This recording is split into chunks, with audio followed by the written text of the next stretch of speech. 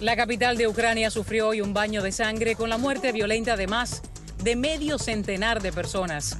La inmensa mayoría manifestantes desarmados que cayeron por disparos de francotiradores y policías a los que el Ministerio del Interior entregó armas de combate.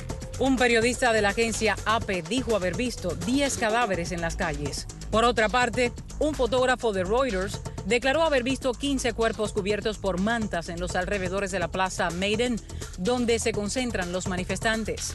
El ministro de Salud dijo que 88 policías, 6 periodistas y 4 extranjeros habían sido hospitalizados. Otros eran atendidos directamente en la Plaza Maidan por miedo a ser arrestados en los hospitales. De acuerdo con el gobierno, los manifestantes mantienen retenidos a 67 policías. El presidente de Ucrania, Víctor Yanukovych, les dijo esta tarde a los cancilleres de Alemania, Francia y Polonia que está dispuesto a adelantar las elecciones presidenciales y parlamentarias para buscar una salida a la sangrienta crisis que sacude el país. A nuestros invitados, Octavio Pérez, teniente coronel retirado del ejército estadounidense, analista de inteligencia. Buenas noches, bienvenido. Buenas noches, muchas gracias por la invitación. Eric de la Fuente, consultor internacional, oficinas en la capital de Ucrania. Allá vivió, está casado con una dama ucraniana. Bienvenido, gracias por estar con nosotros. Octavio, capítulo 1. Cuando hablamos del ejército, en estos casos, abriendo fuego contra civiles, ya más que eso, no se puede esperar. Bueno, y el problema aquí de los 67 a 70 muertos que hay hoy, casi 100 y pico entre martes y hoy, es que los francotiradores son francotiradores profesionales. Estaban disparando al cráneo, al corazón. Un solo tiro. Los doctores que estaban tratando de atender a estas víctimas no podían salvarlos. O sea que se sabe que es deliberado. Y ese es el trabajo de un francotirador. El francotirador no te tira a una pierna, a un brazo, te tira a matar. Y esto ha sido deliberado. Y casi todos los que lo trataron de salvar, ninguno pudo ser salvado. Así te dice que esto es una política de Estado. Alguien mandó a dar esa orden. Con todo y que sabemos que hace 2 días dimite el general. O sea, por las muertes del martes, le echaron la culpa al general que dio el mando de ir a allanar a los demostradores, a los que estaban a los manifestantes. Sí. Entonces, hoy, ¿quién es el culpable? Si hay un nuevo general en cargo de eso. En otras palabras, que ellos están recibiendo órdenes muy presidenciales. Ucrania, muchos dicen, es varios países, por distintas razones, étnicas, religiosas, comerciales, etcétera, etcétera. Una más cerca de Rusia, una lo más lejano posible a Rusia, y no hablamos de lo geográfico, ¿verdad? Correcto, y es importante entender eso en el mapa de Ucrania, en lo que está ocurriendo hoy. Ucrania, la parte central y occidental, históricamente está vinculada con Polonia, con Lituania, es católica, es más agrícola, predomina la lengua ucraniana. El este y el sur predomina la lengua rusa, es cristiana ortodoxa, más industrial, vinculadamente históricamente con Rusia. Y vemos hoy que si bien las protestas, las manifestaciones, el conflicto, siempre la capital es el eje, y donde estamos viendo en la Maidan Nezalezhnosti, que es la plaza de Independencia, el oeste está en armas. La ciudad de Lviv, que es la ciudad más importante, ahí han declarado esta independencia hoy.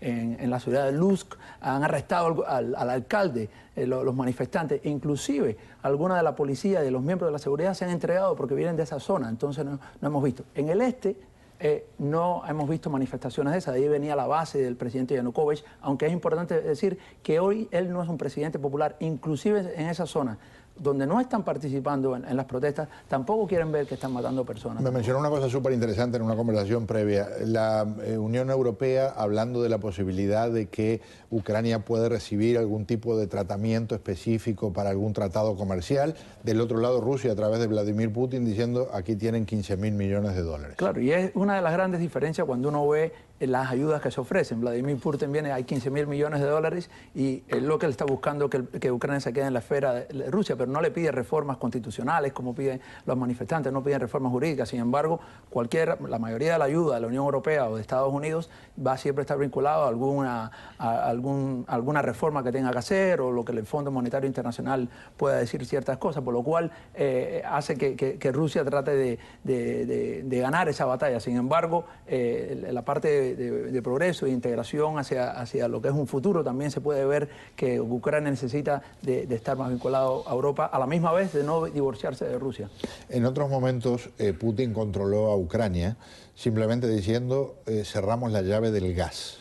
y el gas es un elemento clave en estas circunstancias. Y por otro lado, como militar, ni soñar con que alguien pueda ayudar a los opositores ucranianos desde el extranjero. ¿O claro, el 38% de todo el gas que depende Europa, más de un 48% de Europa Central, o sea, mientras más cerca estés de Rusia, más dependes del gas.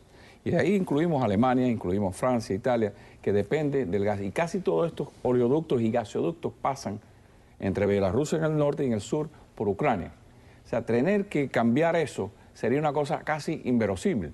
Otra cosa, el famoso Tupolev 144, el que se parecía al Concorde, se fabricó en Ucrania.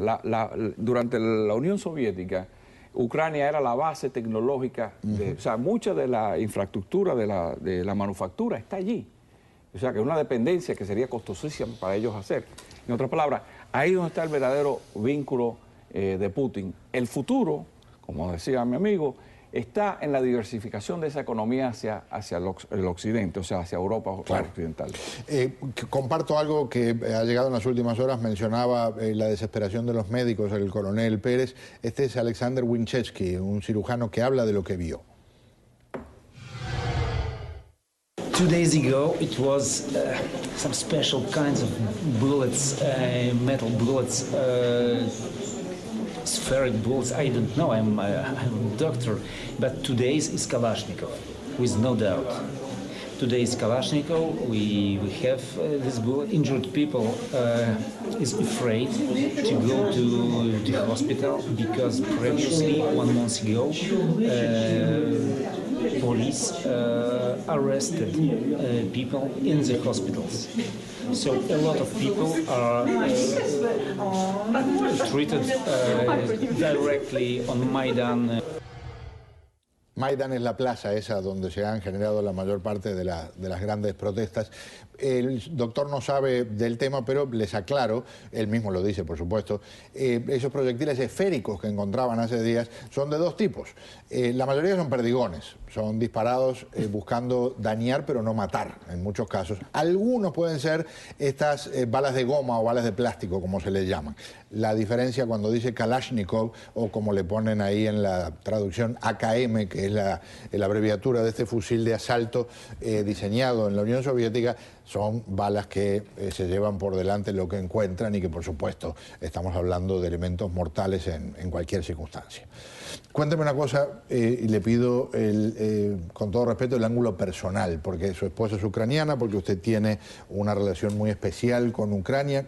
¿Cómo está viviendo la familia esta circunstancia y a quiénes tienen allá? Bueno, allá tenemos a toda su familia, con lo cual, a toda mi familia, ¿no? De ese punto de vista. Y claro, hay mucho miedo porque en cualquier ciudad puede estallar algo en cualquier momento. También hoy hubo muchas personas yendo a comprar alimentos por si faltaba algo.